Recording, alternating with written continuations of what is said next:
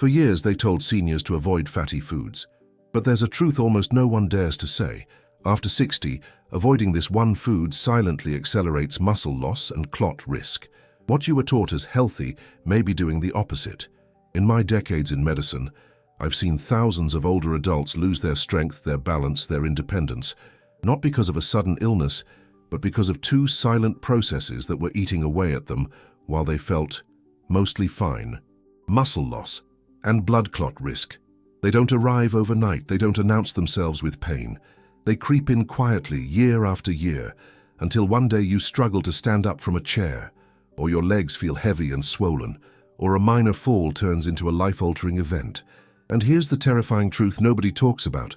By the time most people notice these problems, the damage is already advanced.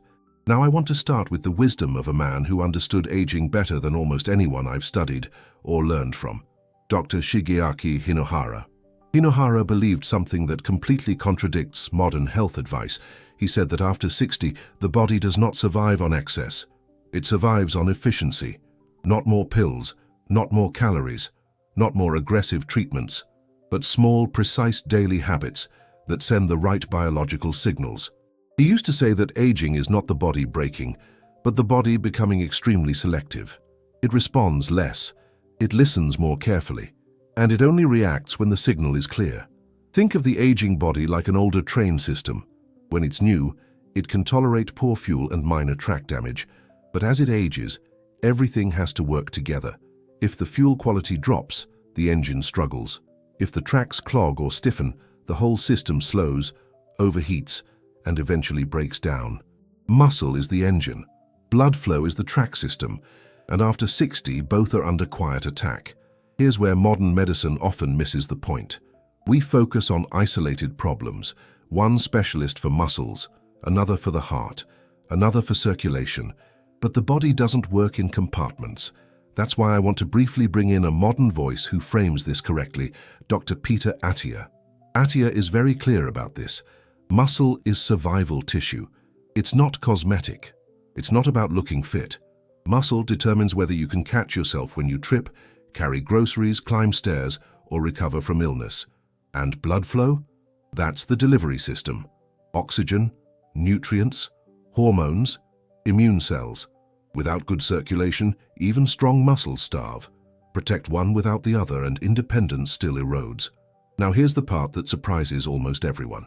There is one very common, very ordinary food that directly supports muscle signaling and reduces clot-forming tendencies at the same time.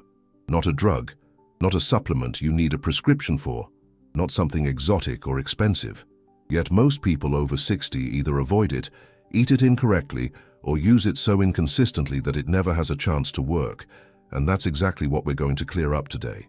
In the next few minutes, I'm going to explain why this food works biologically after 60, what most people get wrong about it, and the exact weekly protocol that makes it effective, not in theory, but in real aging bodies. Before we go any further, do me a favor. Tell me in the comments where you're watching from. I read every single one, and more importantly, it reminds you that you're not facing aging alone. Now let's talk about the first mistake almost everyone makes after 60. Why eating enough protein still isn't saving your muscles. For years, older adults have been told a simple story. If you're losing muscle, eat more protein.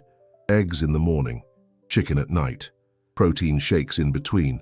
On paper, it looks responsible, logical, even disciplined. And yet, in real life, something unsettling keeps happening. I've watched men and women do everything right by modern standards, yet their strength quietly slips away year after year. Their legs thin, their grip weakens, stairs feel steeper. Getting up from the floor becomes a negotiation instead of a reflex. This is where the body after 60 reveals a hard truth that younger bodies don't have to face. Protein alone no longer speaks loudly enough. Inside aging muscle, a biological shift occurs that most people never hear about. It's called anabolic resistance. In plain terms, it means muscle tissue becomes selectively deaf. The same amount of protein that once triggered repair and growth now produces a muted response. The muscle cells receive the nutrients, but the internal machinery hesitates. The signal doesn't travel cleanly. The repair process stalls. At the same time, another force quietly interferes: chronic, low-grade inflammation. This isn't the kind of inflammation that causes obvious pain or swelling. It's subtle, persistent, invisible, and it acts like a biochemical barrier between protein and muscle-building machinery. Here's the simplest way to picture it. Protein is the brick, muscle is the building. Inflammation locks the construction site gate. You can deliver bricks all day long, but if the gate stays closed, nothing gets built. I think of a patient I once followed closely. George, 72 years old. Thoughtful, consistent, disciplined. Eggs most mornings. Chicken or fish most nights. Rarely missed a meal, yet every year he felt a little less steady, a little less powerful. No dramatic decline, just a slow, unsettling fade. From the outside, it looked like normal aging. Inside his body, the signal was incomplete. What made the difference wasn't more protein. It was changing the context in which protein arrived. Aging muscle doesn't just need building material, it needs a biochemical environment that allows the signal to pass through. That environment depends heavily on anti-inflammatory fats that calm the internal noise and reopen the gate. When protein arrives alone in an inflamed system, it whispers. When protein arrives alongside the right fats, it finally gets heard. And this matters not just for strength but for survival. Because once muscle mass slips below a certain threshold, recovery from illness, surgery, or even a minor fall becomes dramatically harder. This is why the conversation can't stop at protein. Not after 60, because while muscle is struggling to respond, something equally quiet is happening in the bloodstream, and it's setting the stage for an entirely different kind of risk. While muscle weakens quietly, the bloodstream undergoes its own transformation, one that almost never announces itself. Most people associate blood clots with hospitals, surgeries, or long flights. Something sudden, something dramatic, something that happens to other people. But aging blood doesn't wait for an emergency. Over time, the internal chemistry of the bloodstream changes. Platelets, the cells responsible for clotting, become more reactive. They stick together more easily. Fibrin, the protein that forms clot scaffolding, becomes more active. The balance slowly tilts toward thickness and stickiness. Nothing hurts. Nothing feels urgent. Until circulation subtly worsens. Here's the image I use to explain it. In youth, blood flows like warm olive oil. Smooth. Slippery. Efficient. It delivers oxygen and nutrients without resistance. With age, that same blood can begin to resemble cold syrup. It still moves, but sluggishly. It drags against vessel walls. It pools more easily in the legs. It struggles to deliver what tissues need, especially far from the heart. This shift doesn't happen in isolation. Dehydration amplifies it, and so does something rarely discussed with older adults: low omega-3 intake. Omega-3 fats play a quiet regulatory role in blood behavior. They influence how sticky platelets become and how aggressively clotting cascades activate. When those signals fade, the bloodstream becomes more reactive, more prone to congestion. I remember Ellen, 70 years old. She walked every day, rarely missed a step count. From the outside, she looked like the picture of good circulation. Yet she described heavy legs by afternoon, subtle swelling, and a sense that her lower body just didn't feel alive anymore. Movement helped, but only up to a point, because circulation after 60 isn't just about motion, it's about chemistry. The blood itself must receive signals that keep it fluid, responsive, and cooperative. Without those signals, even regular movement works against resistance instead of with ease. This is where muscle and circulation quietly intersect. Thicker blood starves muscle of oxygen and nutrients. Weaker muscle reduces pumping efficiency in the legs. Each problem feeds the other, creating a slow, compounding decline that feels inevitable, but isn't driven by fate. It's driven by missing signals. And this is where the story takes a turn, because there is a single ordinary food that speaks directly to both systems at once, muscle and blood, restoring communication where it's been lost. That food has been misunderstood, avoided, and oversimplified for decades, and it's time to talk about it clearly. For years, fatty fish has lived under a cloud of confusion. Too much fat, too many calories, too risky for cholesterol. So many older adults quietly distance themselves from it, believing they're protecting their heart, when in reality, they're depriving their body of one of the few foods that aging physiology still responds to clearly.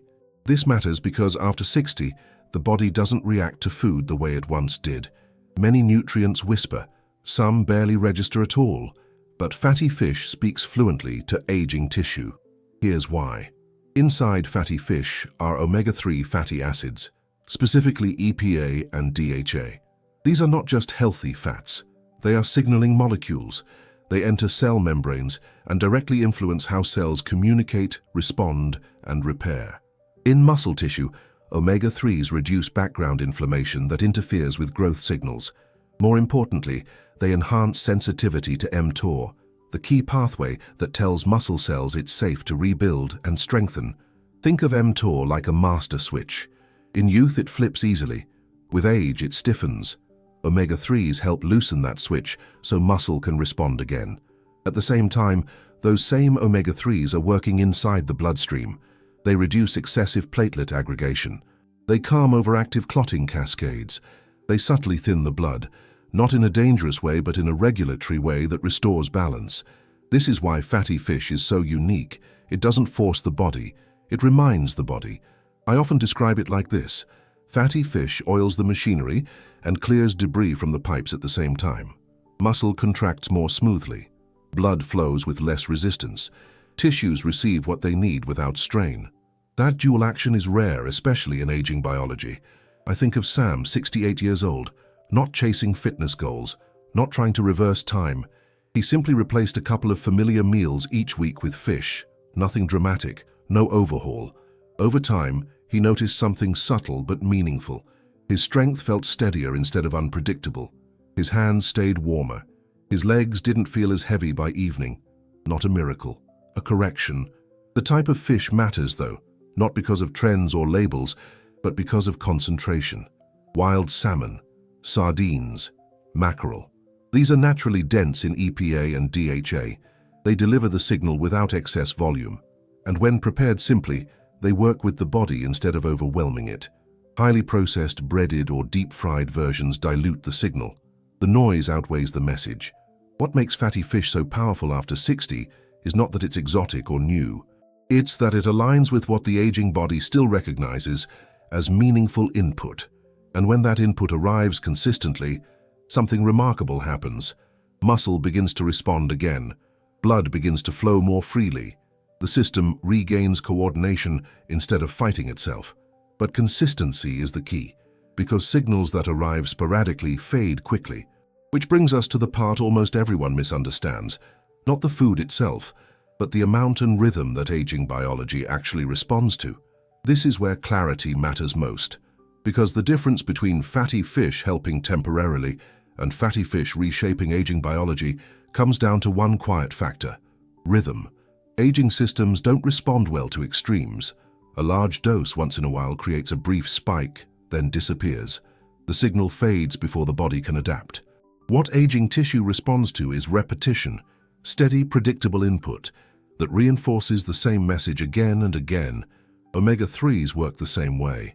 Inside the body, these fats are incorporated into cell membranes over time. They don't flip a switch overnight. They slowly alter how cells behave, how inflammation is regulated, how blood components interact. That process depends on regular exposure. Think of omega-3s like maintenance crews on an aging infrastructure. One visit doesn't repair much, but scheduled, repeated maintenance prevents collapse. I often think of Linda, 74 years old. Nothing about her routine looked extreme or rigid. But there was one difference between her and many of her peers. Her intake was predictable. The same weeks, the same portions, the same pattern. While others experienced gradual decline that felt unavoidable, her strength and circulation remained surprisingly stable.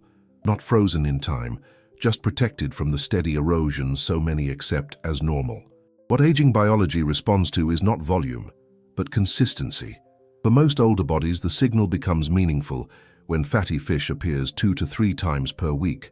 Not daily, not monthly, but often enough to keep omega-3 levels incorporated into tissues instead of flushing out. Each serving doesn't need to be large. Around 3 to 4 ounces cooked is sufficient to deliver the signal without overwhelming digestion or appetite. Timing matters in subtle ways as well. Earlier in the day, when digestion and circulation are more active, the body tends to integrate fats more efficiently. When paired with vegetables and a bit of olive oil, absorption improves naturally, without force. Supplements exist, and they have a place, but aging bodies often absorb and respond more reliably to whole food. Capsules can fill gaps when fish isn't available, but they don't fully replace the biological context of eating the food itself. When supplements are used, moderate combined EPA and DHA taken with meals mirrors the natural rhythm more closely than high, isolated doses. What's important here is not perfection, it's alignment. When fatty fish appears with the right frequency, the body begins to adjust its internal expectations.